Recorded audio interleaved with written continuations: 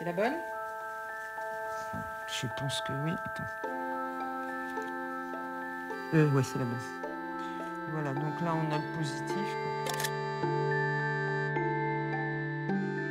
quoi. Au vu des photos, on voit depuis le pont de la rivière de l'Est, construit au 19e siècle, photographié par Émilien, jusqu'à maintenant, c'est vrai que ça a été extraordinaire. On voit toute la transformation, un bouleversement total de la physionomie de l'île, oui. Quand j'ai découvert ce fond, on me dit, bah, c'est fabuleux, quoi. C'est une histoire de la Réunion extraordinaire. Du coup, je me suis retrouvée aussi, moi, très passionnée par cette histoire, parce que je pense que quand on la découvre, on ne peut qu'être intéressé. Ça a été une découverte magnifique. L'image avec laquelle tout a commencé, il y a une sorte de, j'allais dire, de coup de cœur, hein, parce que c'était une vision de la Réunion qu'on n'avait pas, enfin, du moins que je n'avais pas. Et puis, il y avait une esthétique, il y avait tout un charme autour de cette image, beaucoup d'attrait. Et finalement, c'est devenu l'icône de toute cette histoire-là.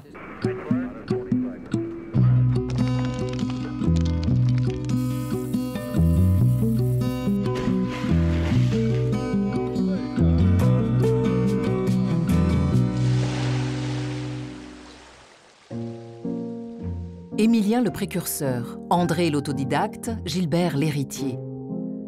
Sur 3 générations, les Albani ont immortalisé la Réunion. Guidés par une même passion pour la photographie, ils n'ont eu de cesse de sillonner leur île, la caméra à l'épaule et l'amour de la Réunion chevillé au corps. Aujourd'hui, René-Paul Albani, veuve de Gilbert, et Maryse Duchesne, commissaire du fonds photographique, se battent pour sauvegarder leur héritage. Émilien Albani est né, est originaire de la Réunion. Il est né à Sainte-Suzanne, une petite commune de l'Est, en 1861. Donc l'histoire commence vraiment avec lui. Il avait ouvert ce magasin d'imprimerie, optique. Il y avait des choses, un petit côté physique, chimie. Il préparait lui-même ses plaques pour aller prendre ses photographies.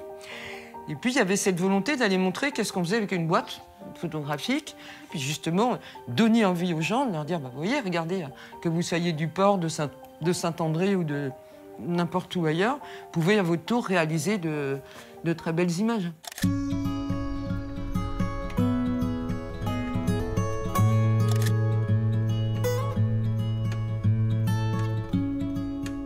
Je pense que c'est quelqu'un qui connaissait bien les paysages de l'île, qui avait dû, je pense, aller énormément se promener. Et en plus, quand on voit où est allé prendre certaines de ses photos, c'est assez extraordinaire. La plaine des Palmistes à l'époque, je ne sais pas quelle route il devait emprunter, mais c'était vraiment une expédition. Donc il a travaillé énormément dans ce magasin. Et puis il a également fait construire un cinéma. Pour annoncer la séance de cinéma, comme Saint-André, c'était une petite bourgade à l'époque, vous avez un énorme projecteur et il l'allumait juste un peu avant la séance et il balayait le quartier avec ça et tout le monde savait que la séance allait commencer. Donc on allait au cinéma. On a une photo de la famille au complet, avec tous les enfants Albani. Et donc André, le plus jeune, le Benjamin, qui est au milieu entre ses parents et entouré de ses frères et sœurs. J'imagine un enfant de cet âge-là, début du siècle à La Réunion, une dizaine d'années à peine, et découvrir tout le matériel d'optique, le matériel de photo, les caractères d'imprimerie. Enfin, ça devait être la caverne d'Ali Baba pour un enfant, j'imagine. Et ce qui est merveilleux, c'est que la passion qui a été transmise, quoi. C'est ça qui est extraordinaire de l'un à l'autre. Ouais. Je pense que tout le monde l'entourait et qu'il a pu très vite aller rôder, comment dire, la Réunion dans le magasin de son père. Il a construit lui-même son propre appareil. Alors, si on commence la photographie à construire son propre appareil à l'époque, à l'âge de 12 ans, on peut s'imaginer que la passion va aller grandissant.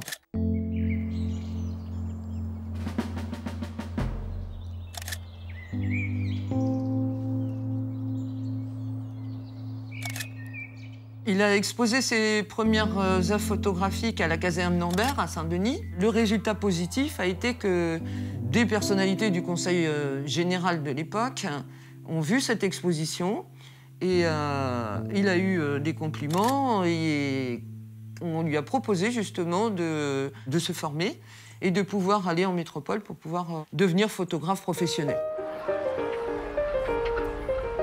À l'époque, il fallait à peu près 3 bonnes semaines pour rallier la Réunion à Marseille.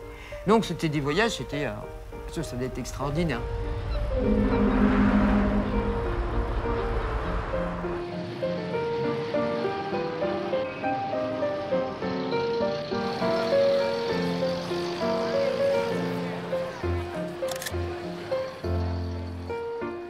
L'école de Vaugirard donc, a été créée par Gaumont, Pathé, enfin tous les grands noms cinématographiques de l'époque. Parce qu'il y avait demande, on est dans une pleine période de production, donc on a besoin de photographes et il a pu aller s'inscrire pour cette formation. Je pense que le contenu devait être quand même très lourd. Quand on voit les différents documents, il y avait énormément de cours de physique, de chimie, de technique. Mais en tout cas, André Albani, il était enthousiaste. Il avait des professeurs chevronnés, ça, c'est le mot qu'il emploie. Et là, son père, justement, Émilien, le rappelle et lui dit, voilà, le conseil général me demande si tu serais, maintenant que tu es formé, de réaliser un film pour l'exposition coloniale, la prochaine exposition coloniale. Et tu es le seul capable de faire ça à La Réunion. Donc il va rentrer à La Réunion par le même circuit. Et puis, il va s'atteler tout de suite à la tâche.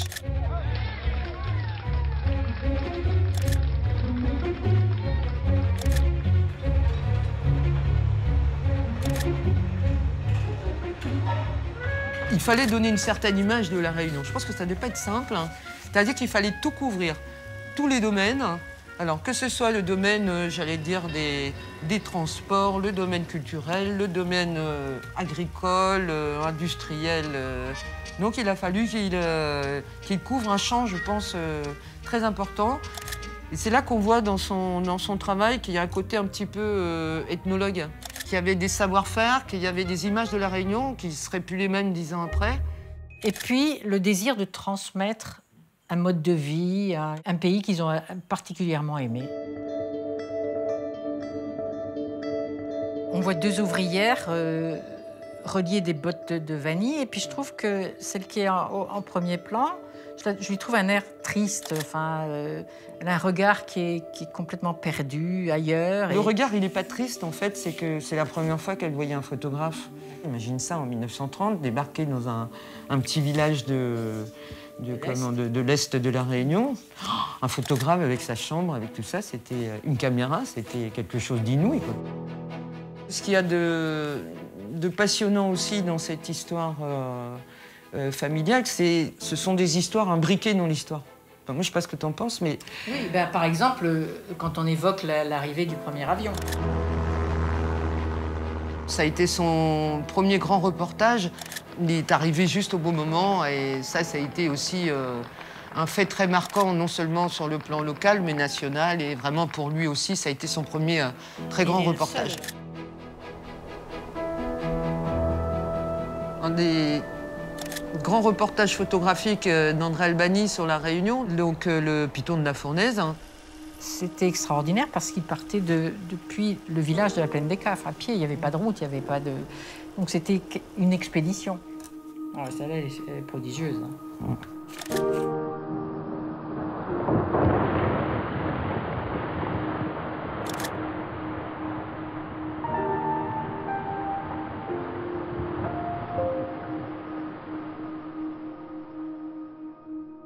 Il va aller s'installer à Saint-Denis, dans la rue de la Compagnie. Il va fonder son premier studio, Studio Albani. Rue de la Compagnie, oui. Donc ils habitaient au-dessus quand ils ont quitté Saint-André, donc ils ont construit cet immeuble et le magasin et le laboratoire étaient au rez-de-chaussée et ils habitaient au-dessus. Et alors là, ça va être sa longue période et d'une part de photographe ayant pignon sur rue à Saint-Denis, renommé pour ses portraits, parce qu'il était excellent en retouche, la formation de Vaugirard. Les gens l'intéressaient beaucoup. Il a réalisé des portraits absolument magnifiques de personnes qu'il rencontrait. Ça peut être un pêcheur de langoustes à Saint-Gilles, un pêcheur de bichiques dans l'embouchure d'une rivière. Voilà, le sujet se présentait, lui y aller. C'était quelqu'un d'extrêmement curieux et d'extrêmement amoureux de son île. Ça, c'est flagrant quand on regarde les images. C'est quelqu'un qui aimait profondément, passionnément les paysages de la Réunion et qui avait envie de les fixer. Il était capable d'aller plusieurs fois au même endroit. Il voulait prendre une photo et tant que la lumière n'était pas bonne, tant que ça n'allait pas, il revenait. Et il repartait une semaine après pour refaire, voilà, jusqu'à temps que cette image soit telle qu'il la désirait.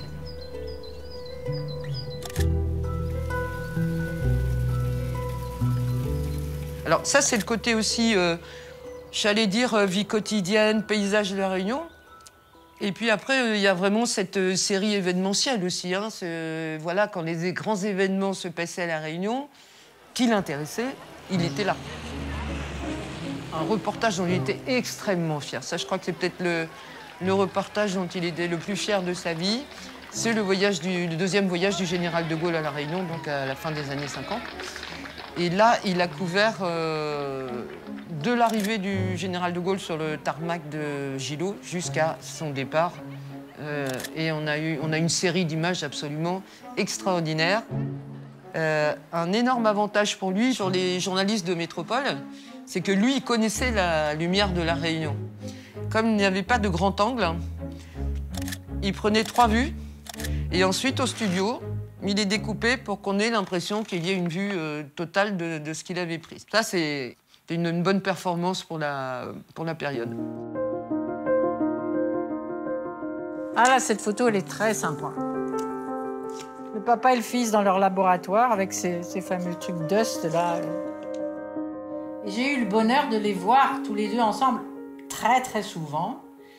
Et il y avait une complicité extraordinaire et ils étaient intarissables. Ils étaient sans arrêt en train d'évoquer soit des archives personnelles, soit des techniques. Enfin, c'était une très très grande complicité.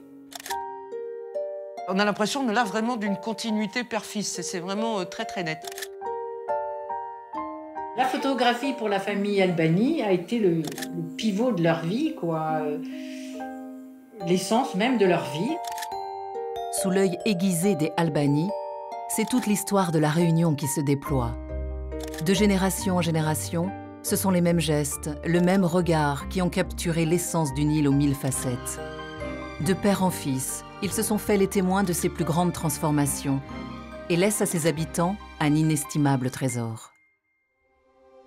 Quelque part, il devait y avoir cette intuition, cette idée que ces images-là, elles allaient traverser le temps, si elles étaient gardées, et qu'elles puissent être montrées plus tard et montrer un visage de la Réunion, que je pense que c'est des enfants de 12 ans aujourd'hui, vous voyez ça, je pense qu'ils tomberaient des nues.